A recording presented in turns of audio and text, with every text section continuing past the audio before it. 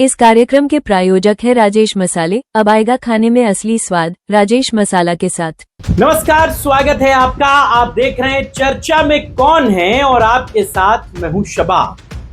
आज चर्चा में है वो नेता जो सदन के भीतर मुख्यमंत्री योगी आदित्यनाथ की तारीफ करती हैं।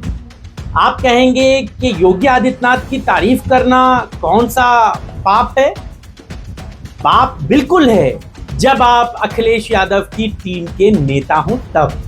जी, ये कारनामा किया था समाजवादी पार्टी की विधायक पूजा पाल ने सदन के भीतर मुख्यमंत्री योगी आदित्यनाथ की तारीफ की। उसके बाद वो बीजेपी के रास्ते पर आ गई। बहुत कुछ उम्मीदें थीं, अखिलेश यादव ने उन्हें पार्टी से निकाल दिया। अखिलेश यादव ने तब भी कहा था कि अभी हमने इन लोगों को निकाला है, जाए ये सारे लोग मंत्री बन जाएं। ये जब मंत्री बन जाएंगे तब बाकियों के बारे में भी सोचा जाएगा। हालांकि निकाले गए 4 लोगों में से सिर्फ एक मंत्री बन पाया था और वो इन बागियों की टीम का सेनापति था, मनोज पांडे। बाकी सारे लोग खाली हाथ रह गए। लेकिन आज की कहानी में पूजा पाल की बड़ी बेइज्जती की खबर है। एक ऐसी खबर है जिसमें यह बात आपको साफ तौर से समझ में आएगी कि पूजा पाल जिस उम्मीद के साथ बीजेपी में गई थी वो उनको हासिल नहीं। इसलिए जरा ध्यान लगाकर, कान लगाकर इस खबर को सुनिए। कहते हैं कि राजनीति में कोई स्थायी ना तो दोस्त होता है ना तो दुश्मन। पूजा पाल इसकी सबसे बड़ी बानगी है। बसपा से करियर शुरू हुआ, समाजवादी पार्टी में आई, फिर भाजपा में गई। अब अगर भाजपा में नहीं मामले चले तो फिर क्या होगा, ईश्वर बेहतर जाने। लेकिन अगर स्थायी कोई चीज होती है तो वो होता है अपना हित। जी, लेकिन कई बार सत्ता के करीब जाने की उम्मीद में लिया गया राजनीतिक फैसला नेताओं के लिए उतना फायदेमंद साबित नहीं होता जितना वो सोचकर जाते हैं। उत्तर प्रदेश की राजनीति में इन दिनों एक ऐसा ही सवाल चर्चा का केंद्र है कि क्या पूजा पाल के साथ भी बीजेपी ने वही खेल खेला है जो कभी उसने अपर्णा यादव के साथ खेला था। जी, यही तो बात बड़ी दिलचस्प है। क्या समाजवादी पार्टी छोड़ने की कीमत पूजा पाल को सिर्फ एक संगठनात्मक पद के रूप में मिली है? क्या मंत्री बनने का सपना देखने वाली पूजा पाल को वही राजनीतिक पैकेज मिला जिसकी वो उम्मीद करके बीजेपी की तरफ गई थी? या उनके साथ भी वही खेला हो गया जो कभी अपर्णा यादव के साथ हुआ था? आखिर पूरी कहानी क्या है, जरा तफसील से समझिए। दरअसल विधानसभा के भीतर जिस तरह पूजा पाल ने मुख्यमंत्री योगी आदित्यनाथ की खुलकर तारीफ की थी, उसी दिन यह तो बात तय हो गई थी कि अब समाजवादी पार्टी में तो उनका भविष्य मुश्किल।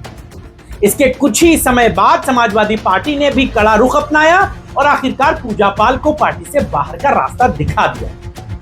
राजनीतिक गलियारों में चर्चा शुरू हुई कि बीजेपी अब पूजा पाल को हाथों हाथ ले लेगी, उन्हें बड़ा राजनीतिक इनाम दे दिया जाएगा। इसी दौरान यह चर्चा भी तेज थी कि उत्तर प्रदेश में जो जल्द ही मंत्रिमंडल का विस्तार होने वाला है उसमें पूजा पाल मंत्री बन जाए। हाँ, और सिर्फ पूजा पाल ही नहीं बल्कि बीजेपी के समर्थन में आए वो और भी विधायक जिन्हें समाजवादी पार्टी ने निकाला था वो भी मंत्री बन जाएंगे। उनमें मनोज पांडे थे, उनमें अभय सिंह थे, उनमें राकेश प्रताप सिंह थे और पूजा पाल। ये 4 विधायक तो खुले तौर पर बीजेपी के साथ थे। लेकिन जब मंत्रिमंडल विस्तार हुआ दोस्तों, तो यह बात आपको पता है, जब सूची सामने आई तो तस्वीर क्या थी। बागी विधायकों में सेनापति मनोज पांडे ही मंत्री बन पाए। उन्होंने अपनी सेना के सारे सिपाहियों को अकेला छोड़ दिया और खुद जाकर मंत्री पद की शपथ ली, क्योंकि इन 4 में 3 तो मनोज पांडे की ही टीम के थे। इन्हीं के कहने पर, मनोज पांडे के ही कहने पर इन्होंने राज्यसभा में क्रॉस वोटिंग तक की। पूजा पाल, राकेश प्रताप सिंह और अभय सिंह जैसे नेताओं को मंत्रिमंडल में कोई जगह नहीं। और यहीं से राजनीतिक चर्चाओं का दौर शुरू हुआ कि राजनीतिक गलियारों में यह बातें चलने लगी कि मंत्री बनने की उम्मीद लगाए बैठी पूजा पाल को इस बात से बड़ा झटका लगा है। हालांकि पूजा पाल सार्वजनिक तौर पर नाराजगी जाहिर करने की हैसियत में थी नहीं, लेकिन यह बात कमोबेश चल रही थी कि वो मंत्री न बनाए जाने से निराश है। इसी बीच कल बीजेपी के संगठनात्मक ढांचे की एक लंबी चौड़ी लिस्ट आई। बड़े सारे लोगों को जिम्मेदारियां दी गई हैं। राजनाथ के बेटे को जिम्मेदारी दी गई, एक बड़े मंत्री के पीएस हैं उनको जिम्मेदारी दी गई, एक पत्रकार हैं उनको जिम्मेदारी दी गई। बहुत सारे लोग जो हैं ऐसे हैं जिनके नामों पर चर्चा हो रही। उसी में पूजा पाल का नाम देखकर बहुत सारे लोग चकित रह गए। पूजा पाल को प्रदेश उपाध्यक्ष बीजेपी ने बना दिया। लेकिन यहीं से इस खबर का एक दूसरा पहलू भी शुरू हो गया और पूजा पाल की तुलना होने लगी अपर्णा यादव से। अपर्णा यादव कौन है ये तो आपको पता ही है। मुलायम सिंह की छोटी बहू, उनके पति का हाल फिलहाल के दिनों में निधन हुआ है। जब अपर्णा यादव ने समाजवादी पार्टी छोड़कर बीजेपी का दामन थामा था, तब भी चर्चाओं का बाजार यही गर्म था कि बीजेपी सरकार में उन्हें बड़ी जिम्मेदारी मिल सकती है, उन्हें मंत्री बनाया जा सकता है, उन्हें एमएलसी बनाया जा सकता है, उन्हें लोकसभा का चुनाव लड़ाया जा सकता है। बहुत सारी बातें हुई, खबरें चली, अटकलें लगी। लेकिन जब नतीजा आया तब क्या आया? उन्हें उपाध्यक्ष बनाया गया और वो भी राज्य महिला आयोग। वो अध्यक्ष के लायक भी नहीं समझी गई। अपर्णा यादव भी इस बात से बहुत नाराज थी। वो लखनऊ से दिल्ली तक मिलने गई, लेकिन कहीं से उनको कोई भी उम्मीद नहीं दिखी और फाइनली बड़े दिनों के बाद उन्होंने राज्य महिला आयोग में उपाध्यक्ष का पद संभाला। और अब कमोबेश पूजा पाल के मामले में भी यही हो रहा है।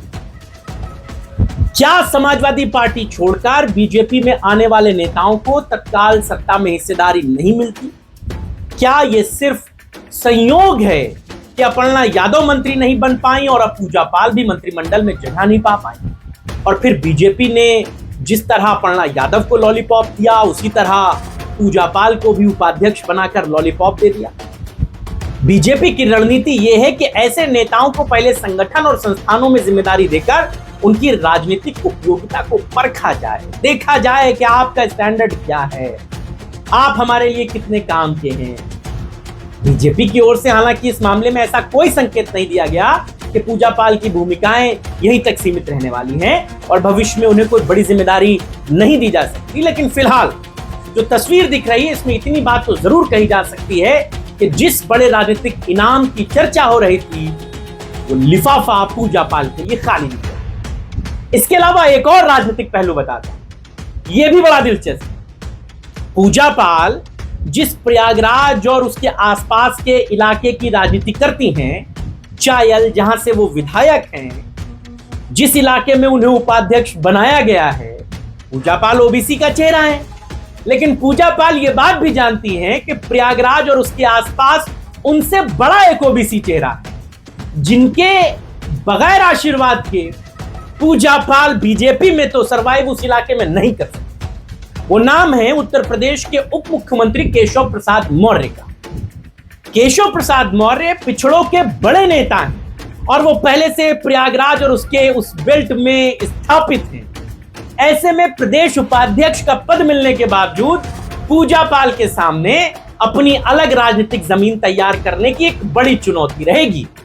वो जीवन भर बीजेपी में अगर रहेंगी तो जीवन भर उन्हें केशव प्रसाद मौर्य के नीचे ही राजनीति करनी पड़ेगी, क्योंकि पूजा पाल ओबीसी चेहरा है, केशव प्रसाद मौर्य ओबीसी के बड़े चेहरे। यही वजह है कि विपक्ष अब तंज कस रहा है कि बीजेपी ने पूजा पाल को मंत्री का सपना दिखाकर संगठन का पद थमा दिया और अब इसमें भी खामी यह है कि जिस उम्मीद से वो संगठन में जा रही हैं या जा चुकी हैं, वहां पर उनको हासिल क्या होगा। क्या पूजा पाल का ये राजनीतिक दांव भविष्य में उन्हें बड़ा लाभ देगा या फिर ये फैसला उनके राजनीतिक करियर की सबसे बड़ी भूल साबित हो? देखिए, राजनीति संभावनाओं का खेल है, ये बात आपको पता है। आज जो नेता हाशिए पर है वो कल कहां दिखाई दे आपको पता ही नहीं लगता, कल सत्ता के केंद्र में भी हो सकता है। खुद केशव प्रसाद मौर्य अपना चुनाव हार गए, किसी को उम्मीद नहीं थी। डिप्टी सीएम वो पिछली सरकार में भी थे, इस सरकार में भी है, और हराया किसने? पल्लवी पटेल ने। बावजूद उसके डिप्टी सीएम इस बार भी वो बने, एमएलसी से ही सही, लेकिन मंत्री तो हैं वो।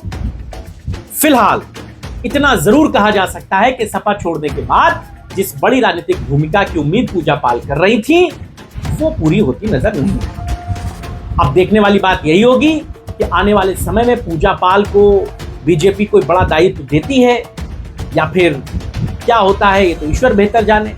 लेकिन राजनीति के गलियारों में एक सवाल तो जरूर पूछ रहा है कि क्या पूजा पाल के साथ भी अपर्णा यादव वाला खेला बीजेपी ने कर दिया। आप इस पर क्या सोचते हैं बताइएगा। आपके राय विचार और सुझावों का इंतजार रहेगा। फिलहाल इस खबर को बनाने में मदद की हमारे सहयोगी सुशील कुमार।